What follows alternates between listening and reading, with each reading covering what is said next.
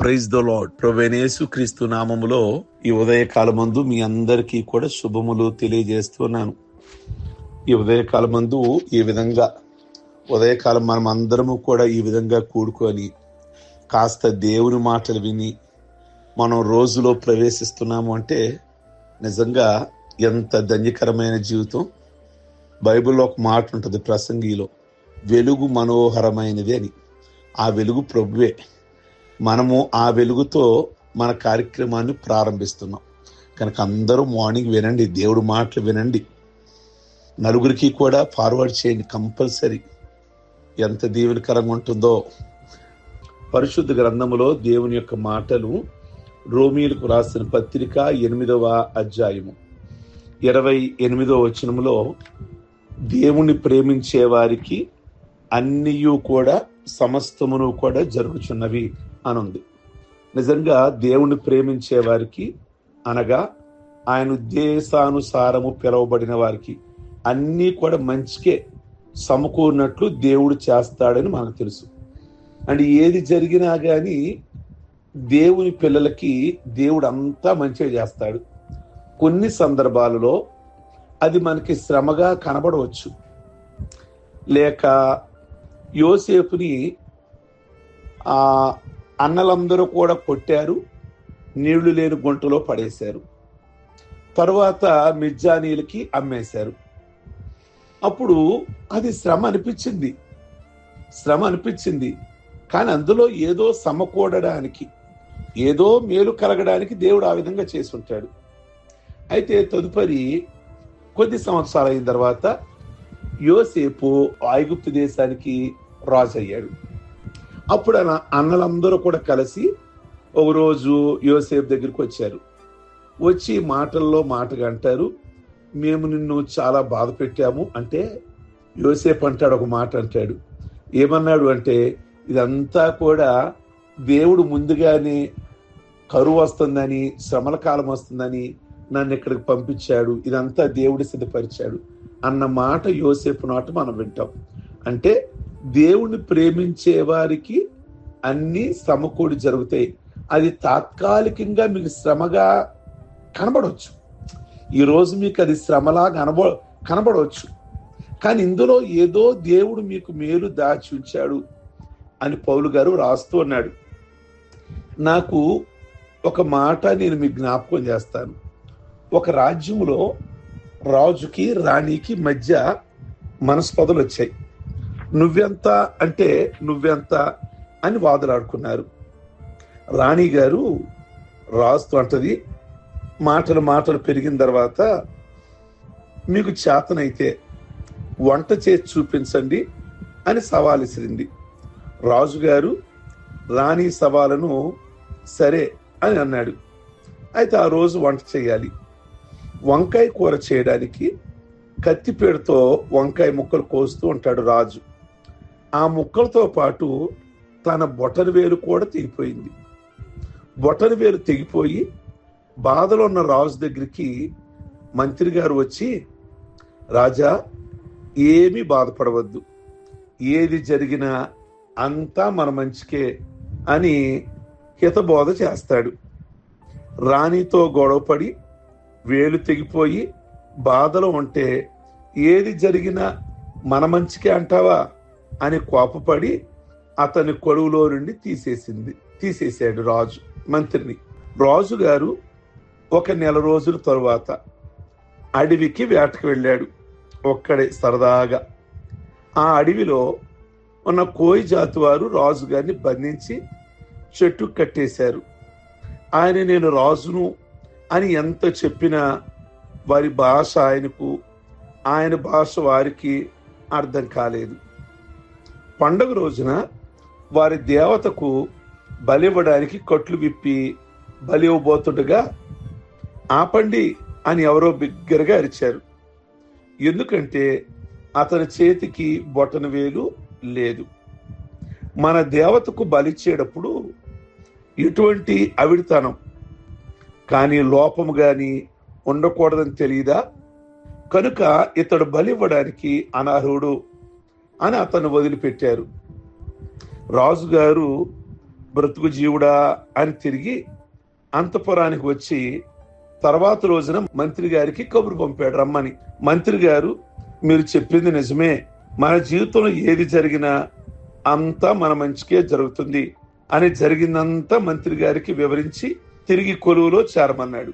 నిజంగా నన్ను కోయి వాళ్ళందరూ కూడా కట్టేశారు, వాళ్ళ దేవతకు బలిమ్మన్నారు.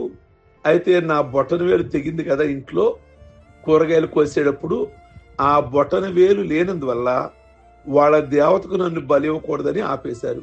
అదే బొటన వేలు గనక ఉండుంటే నన్ను దేవతకి బలి చేసేవాళ్ళు. మంత్రి, మీరు అన్నమాట కరెక్టే, అంతా మన మంచికే జరుగుద్ది అన్నారే, అది వాస్తవము. మరి నా విషయంలో వాస్తవమైంది. మరి మిమ్మల్ని ఉద్యోగం నుండి తీసేశాను కదా, మరి మీకేం మంచి జరిగింది? అంతా మన మంచిగా అన్నారు. నాకు మంచి జరిగింది, వేలు లేనందువల్ల నన్ను బలి ఇవ్వకుండా ఆపారు. మరి మీకేం మంచి జరిగింది?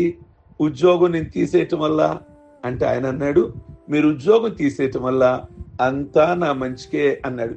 ఏం మంచి జరిగింది మంత్రి అంటే, నేను గనక ఉండుంటే ఉద్యోగంలో మీరు ఎక్కడికి వెళ్ళినా నేను మీ వెనక రావాలి కదా. మీరు వేటకు వెళ్ళారు అడవికి, నేను రావాలి కదా. అవును, వచ్చేవాడివి. మీకు బొటన వేలు లేనందువల్ల మిమ్మల్ని బలి నుండి తప్పించారు. అప్పుడు నన్ను పట్టుకునేవాడు కదా, నాకు అన్ని వేళ్ళున్నాయి కదా, నేను అవిటివాడిని కాదు కదా, నన్ను వాళ్ళ దేవతకు బలర్పించేవాళ్ళు. కనుక తాత్కాలికంగా నన్ను ఉద్యోగం నుండి మీరు తప్పించడం నాకు మంచే జరిగింది అని అన్నాడు. ప్రియ దేవుని బిడ్డలారా, నిజంగా దేవుడిని ప్రేమించే వారికి అంతా మంచే జరుగుద్ది. తాత్కాలికంగా కొన్ని ఇబ్బందులు ఉండొచ్చు, తాత్కాలికంగా కొన్ని శ్రమలు ఉండొచ్చు. దావీదు జీవితంలో తాత్కాలికంగా ఎన్నో శ్రమలు కలిగాయి. కనుక దావీదేమన్నాడు? శ్రమ కలుగుటే నాకు మేలాయను అన్నాడు. శ్రమ కలిగింది, తర్వాత నువ్వు నన్ను ఎంతో జ్ఞాపకం చేసుకున్నావు. ఇలా బైబిల్ గ్రంథంలో మనం చూస్తే చాలా విషయాలు వ్రాయబడ్డాయి. ప్రియమైన దేవుని బిడ్డలారా, దేవుని ప్రేమించే వారికి జీవ కిరీటం లభిస్తుంది. యాకోబు 1:12 సో ఎవరైతే శోధనకు గురవుతారో, ఆయనను విశ్వాసం కోల్పోకుండా ఉంటారో వాళ్ళు ధన్యులు. పరీక్ష యందు అతడు ఉత్తీర్ణుడయ్యాడు గనక దేవుడు అతనికి జీవ కిరీటము ప్రసాదిస్తాడు. తనను ప్రేమించే వారికి దేవుడు వాగ్దానం ఇచ్చే బహుమానం ఇస్తాడు. ప్రియ దేవుని బిడ్డలారా, ఎవరైతే ఆయనను ప్రేమిస్తారో రేపు దేవుని రాజ్యములో వారి కిరీటం అనేది ఉంది. దేవుని ప్రేమించే వారికి బంగారు భవిష్యత్తు ఉంది. కొరింథీయులు 1 ఎవరు ఎన్నడు కననిది విననిది ఏ నాటికైనా సంభవించగలదని భావించేది దేవుడు మనకి సిద్ధపరుస్తాడు. నిజంగా గొర్రెల కాపరైన దావీదు ఇశ్రాయేలు కాపరిగా చేశాడు. ఆయన వంశం నుండే ఈ లోకంలోకి రక్షకుడు ఈ లోకంలోకి వచ్చాడు. దావీదు నామము ధరించి దావీదు పట్టణంలో జన్మించాడు రక్షకుడు. కనుక నిజంగా దేవుని ప్రేమించే వారికి అన్నీ సమకూడి జరుగుతాయి. దేవుని ప్రేమించే వారికి రేపు పరలోకంలో జీవకిరీటం ఇస్తారు. దేవుని ప్రేమించే వారికి బంగారు భవిష్యత్తు ఉంది. ఈ మార్నింగ్ దేవుణ్ణి మనం ప్రేమిద్దాం.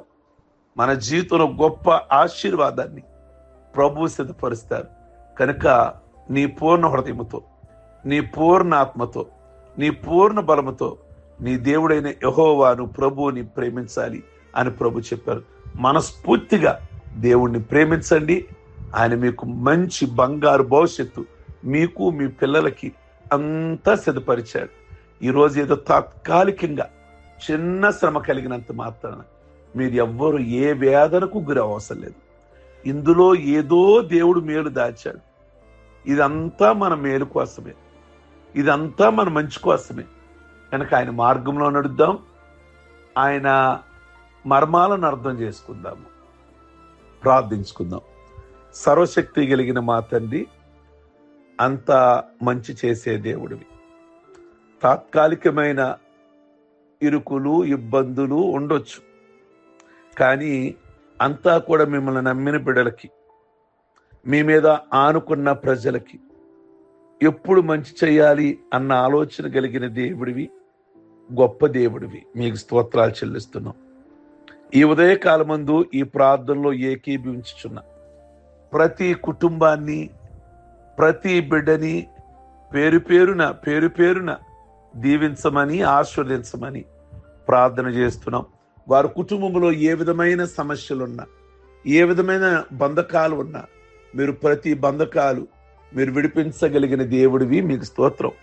మీ గొప్ప దీవెన, మీ గొప్ప ఆశీర్వాదము వారికి అనుగ్రహించి, ఎవరైతే అనారోగ్యంతో బాధపడుతూ ఉన్నారో వాళ్ళందరినీ జ్ఞాపకం చేసుకోండి. అలాగే ఆ ప్రేయర్లో ప్రభు ఎవరైతే ప్రేయర్ రిక్వెస్ట్ను కలిగి ఉన్నారో బలహీనతలని, వారిని ఇప్పుడే ముట్టండి, స్వస్థపరచండి, సంపూర్ణమైన ఆరోగ్యమును ప్రసాదించండి. మీ నామమునకు మహిమ తెచ్చుకోమని, ఈ దినదీవులతో నింపమని, ముఖ్యంగా పెళ్లి రోజులు, పుట్టినరోజులు, బాప్టిజం పొందిన రోజులు చేసుకుంటున్న బిడ్డలందరినీ కూడా ఆశీర్వదించి మీ నామమునికే మహిమ తెచ్చుకోమని, అన్ని విషయాల్లో కృప చూపించమని యేసయ్య నామములో అడుగుచున్నాం తండ్రి. ఆమేన్. Praise the lord. మీ అందరికీ కూడా ఈ ఉదయకాలం ముందు శుభములు. అందరూ తప్పకుండా మీ సన్నిహితులకి ఫార్వర్డ్ చేయండి, వినండి. మీ చాట్ బాక్స్లో మీ అభిప్రాయాన్ని వ్యక్తం చేయండి, లైక్ బటన్ నొక్కండి. దేవుడు పనిచేసి దినచర్యలోకి వెళ్ళండి. God bless you.